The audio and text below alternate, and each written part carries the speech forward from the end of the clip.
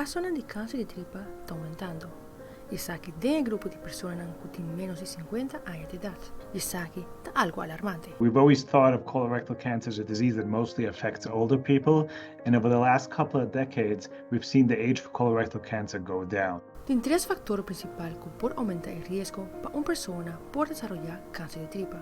Tem vida sedentária, obesidade e comer roupa carne cora ou processar. I also have plenty of patients, unfortunately, with colorectal cancer who are young and healthy and fit and don't smoke and don't drink and eat a healthy diet and still get colorectal cancer.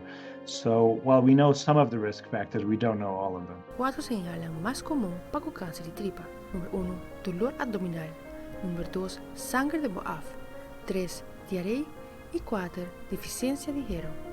One of the important things to realize is that colorectal cancer is very treatable, and if caught early, it's in most cases curable.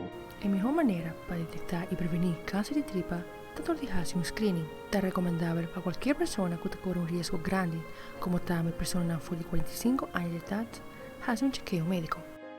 Mi Fabiola Angela Hernandez, para ter notícia.